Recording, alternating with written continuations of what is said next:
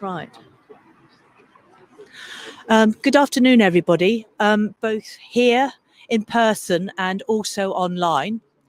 I'm Susan Mossman. I'm chair of the Plastics Historical Society, and it's our great pleasure to hold this event this afternoon to commemorate the unveiling of the new unveiling of the plaque of Thomas Hancock, who my colleagues here, family, historians, and Trevor Hughes, who rescued the plaque for us. I'm going to tell you some of the history of the plaque and why it's important for us today. So first of all, I'm going to hand over to Trevor Hughes from Berkeley Homes. Thank you very much. Welcome everyone. Welcome to Woodbury Down, or back to Woodbury Down, those that were here previously. Just a little bit about myself. So my name is Trevor Hughes. I'm the Development Director for Berkeley Homes. I've been at, I'm just coming up to my 25th anniversary with Berkeley Homes actually in June. But I have actually been at Woodbury Down since 2009, since we started. So we've now delivered just over 2,000 homes since 2009, and exactly 2,317 of 5,782 that we're going to be building. So at the moment, we're anticipating finishing in around about 2040. So we're not even halfway through just yet. Phase 2 is where we are. Banstead Courts, where the plaque was originally located, was part of Phase 2. The demolition of Phase 2, actually Banstead Court was pretty much the last block that we demolished back in summer 2015. And now it sits the block called Willowbrook House. Willowbrook House is 268 apartments, all complete now. And we have 7 townhouses as well, which are just down on Spring Park Drive. They are quite unique to us because they've been built off-site in a modular factory and delivered. So that's the first for us at Woodbury Down. So yeah, look, I'm actually delighted to be able to say that the plaque is back. It's renovated in a new format. And as I say, us on behalf of Berkeley Homes, would like to welcome you all and hand over to John. By Sue directly. So, and now I wanted to introduce John Lloydman, who's a historian of the history of the rubber industry. So, John. Thanks, Sue. Thank you, Sue. Just over 20 years ago, I was on the committee of the Plastics Historical Society, and it was agreed that we would put up a plaque to honour Thomas Hancock, a remarkable genius even of his time, certainly well in the forefront of any of the other scientists, technologists and industrialists around. The plaque was to be placed on his house, Marlborough Cottage, which was in Stoke Newington. And that's where he had, part of the house was an experimental laboratory where he did his work. Simple thing to do, just find the house and stick the plaque up. Problem, where was the house? All Thomas's documentation just said Thomas Hancock, Stoke Newington, end of story. So I set out to find out where the house actually was. The first thing really that struck me was why on earth Thomas Hancock wanted to build a big house in the country outside the small village of Stoke Newington when he was still working in London. And the answer rapidly became apparent. When Thomas came to London in 1815, the first company he set up was with his brother John, and they were makers of carriages and this sort of thing. 20 years on, Thomas died. He left 9 children living. His wife was mentally incapable of running the family, and Thomas said, no problem, I'll look after them. Well, you can't look after 9 children living in a small accommodation in the middle of London. And in fact, Thomas was a bachelor, so he had to start looking for somewhere where he could bring up 9 children, aged Maria, who was 19 downwards. So that was the first problem I had to solve, and I knew why he was doing it. Where it was became a bit more complicated.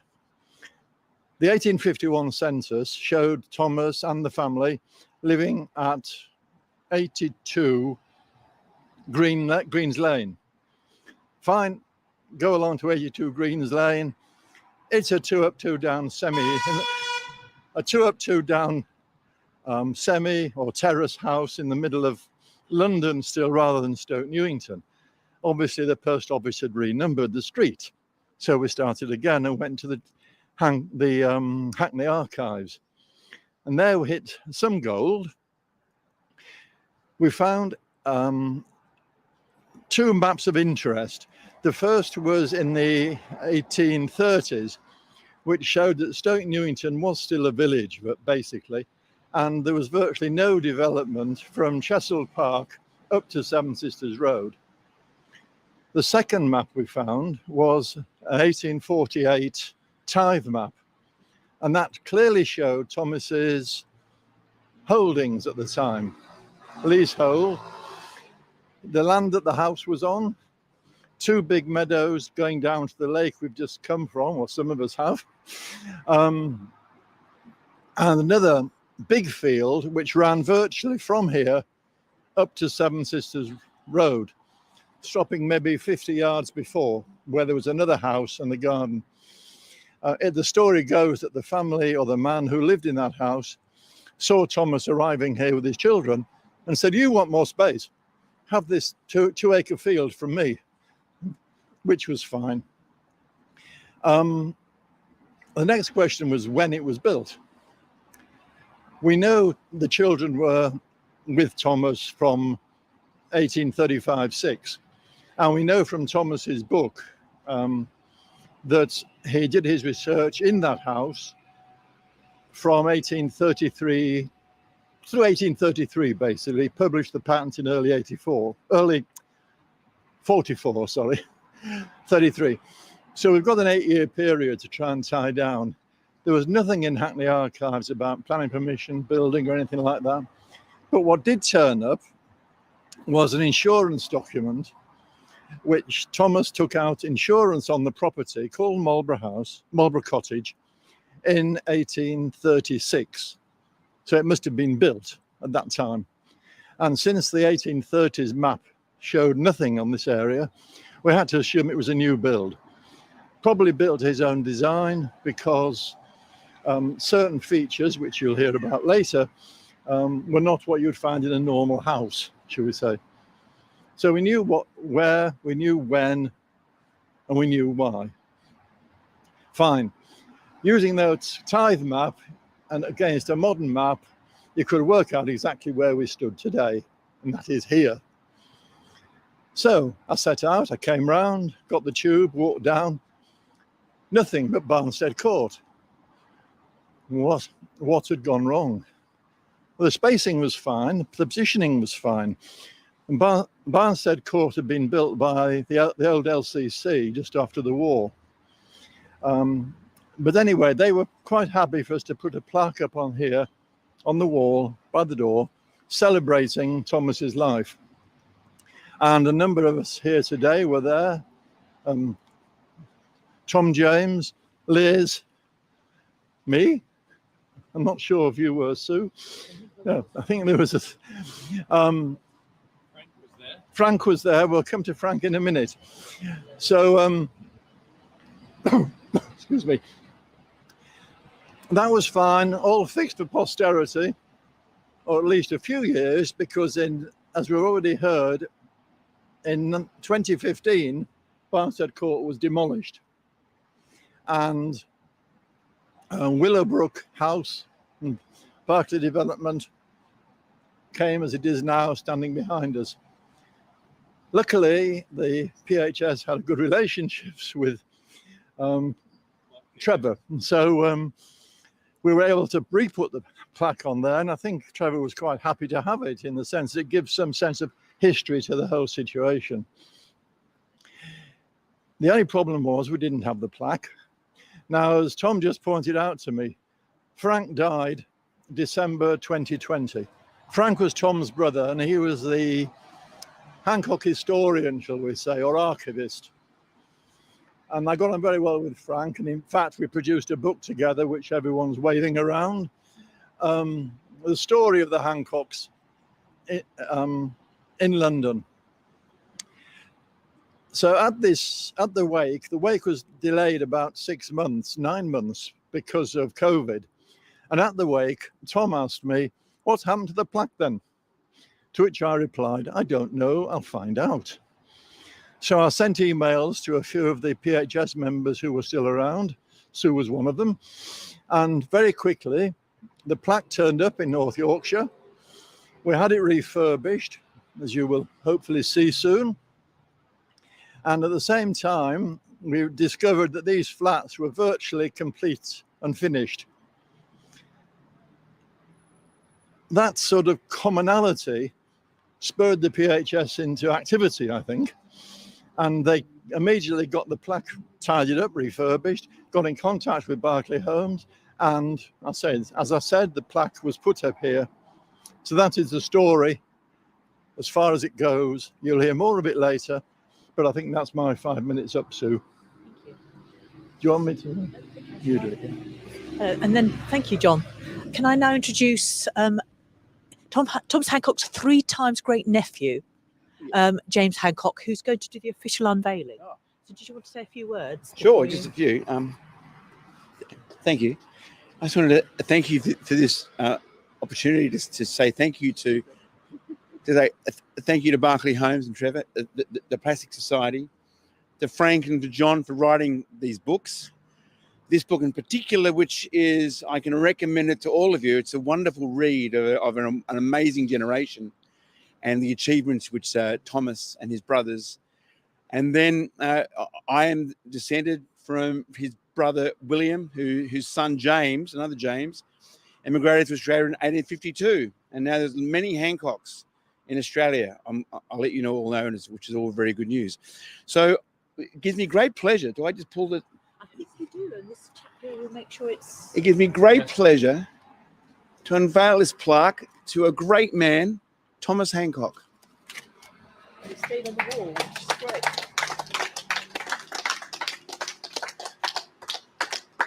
Well, thank you very much. Thank you very much. Thanks for that very much, James, and thanks for coming all this way to do the job for us today. And now may I finally introduce our final speaker of the day, Professor Tom James, who is again another 3 times great nephew of Thomas Hancock. So, Tom, here. Thank you, Sue. Thank you, James. Thank you, John. Thank you, Trevor. I'm here representing all these great nephews, and there are some great nephews in the crowd there. And to say a word about Thomas Hancock, Marlborough Cottage, and beyond. We're standing on the spot, as John said, where the entrance gate to Marlborough Cottage used to be, on the road there, and Thomas Hancock's coach used to rattle in through the gate there. The stables were behind, the house was here. Hancock was an industrialist, an inventor and a philanthropist, and he had a deep faith. Like his friend Michael Faraday, who often came here as well to visit his friend Thomas, they were both nonconformists, so they were non-university men, and they weren't allowed, therefore, to have a university education. Thomas Hancock was recognized in the Mechanics magazine, the 19th century mechanics publication, as the father of the rubber industry as long ago as the 1840s.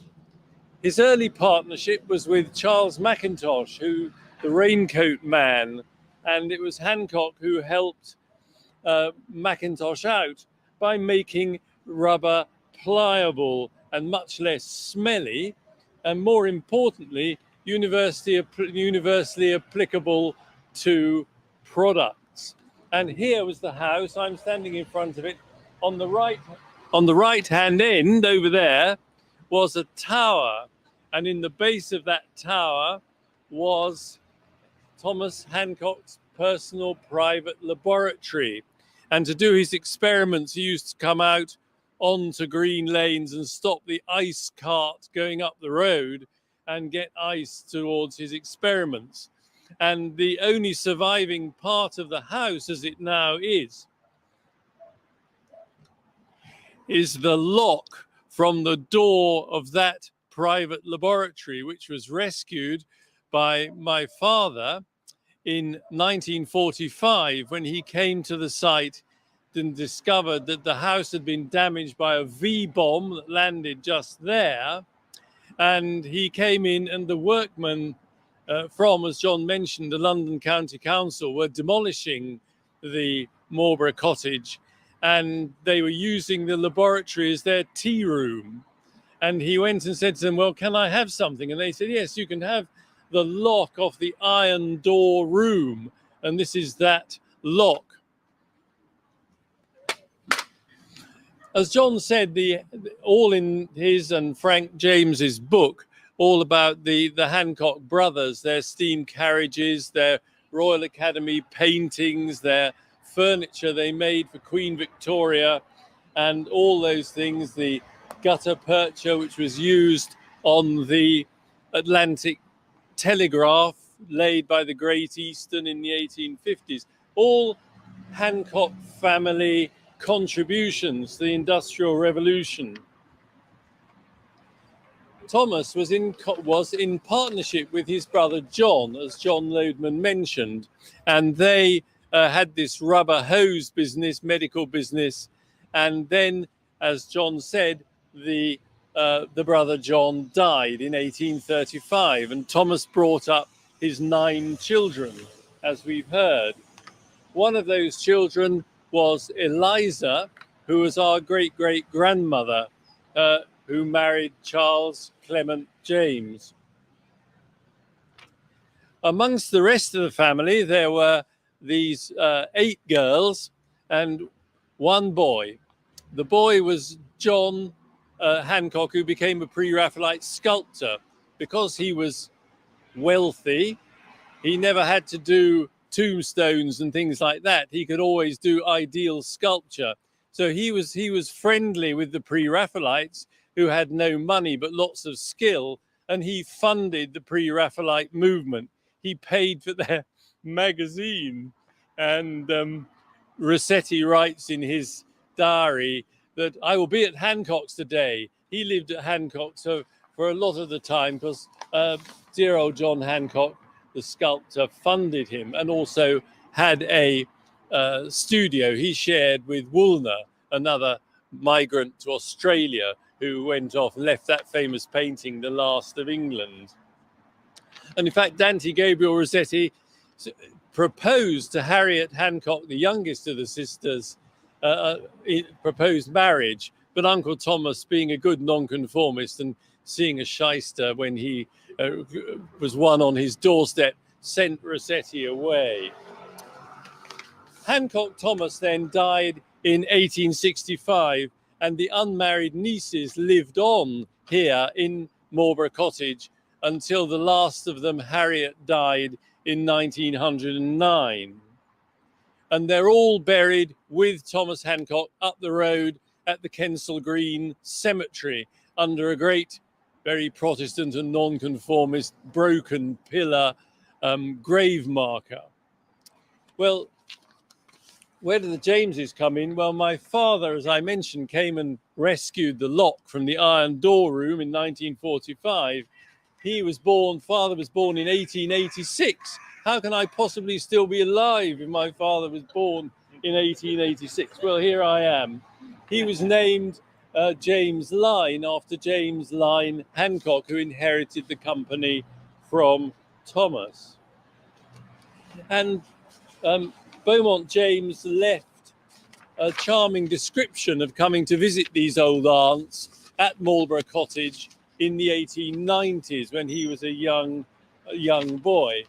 All 3 of the unmarried sisters lived here till they died, one in 1895, one in 1902, and finally Harriet in 1909. At the end of each day, these deeply religious women would sit in the house in Marlborough Cottage, having their house prayers last thing at night, which was attended by all the family, visitors, the servants, and the cat.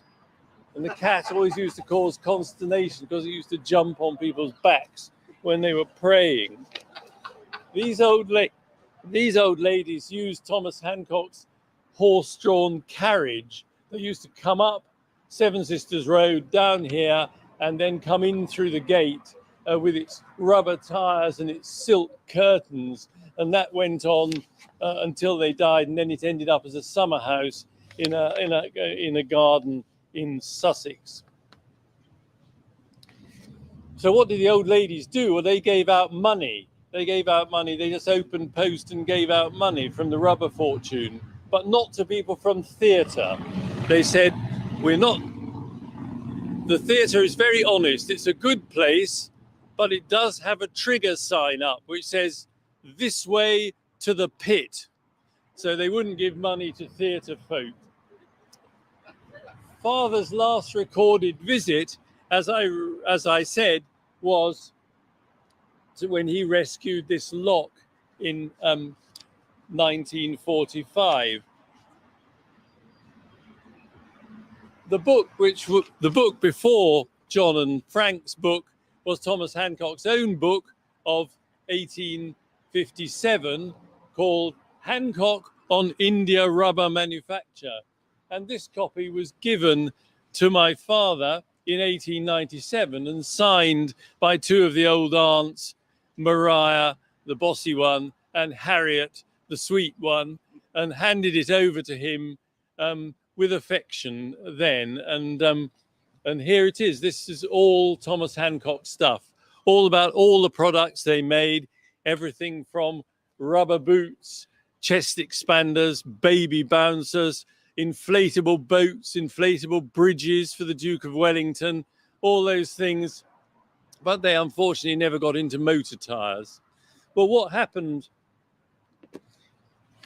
in the end was that the company survived the family, and now we can look at the 1921 census and we can see who lived here after the Hancocks. So we hope that this plaque here will remind visitors to this site of the 19th century occupants of Marlborough Cottage and the surrounding land. Now the beautiful Woodbury Down estate and its wonderful environment. In the 1860s, we learn that across the road from Marlborough Cottage was a cornfield with waving corn in it. And behind, in those paddocks, were sheep. Thomas Hancock kept black sheep there because the grime of London would have made white sheep black. And down at the Finsbury Park, there was a pond which was fairly derelict in a heath in the 1860s. And at the end was a pond where shepherds used to bring their sheep to dip them in the pond. So that was then, now is now, the sun is out. Thank you very much. Thank you very much, Trevor. Thank you, John. Thank you, Sue, for making it all happen. And thank you all for coming. Goodbye.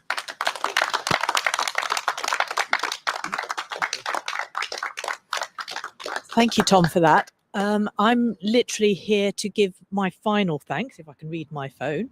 I wanted to say a bit about why we've got these plaques.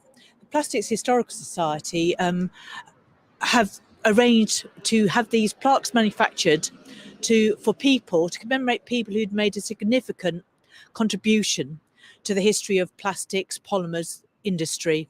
So we're very pleased that this one was rescued, and we're always very keen for people, if we know that buildings are going to be demolished, to have that information, because, and thank you, Trevor, for everything you've done for saving the plaque for us.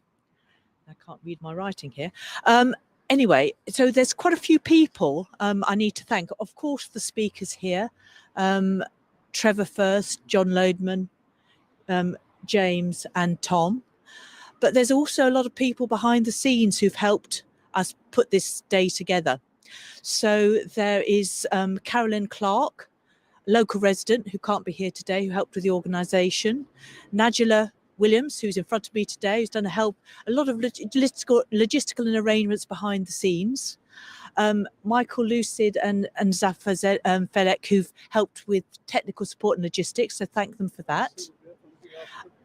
I'm coming to that, but there's also one person in particular we must thank very specially, and that's Sylvia Katz, who's a founder member of the Plastics Historical Society, who tracked down the plaque, held onto it, and really pursued it assiduously to get it reinstated. And it wasn't an easy thing because it had to be restored, and she got the help of a gentleman called Mark Cook to help her do that, and we're grateful to him for his beautiful restoration of what had been it had been in slightly tired condition. So thank you, Mark, for that, but also Sylvia for all your work in helping us track down and put back the plaque here, and Trevor, of course, for being the host for today. Thank you very much.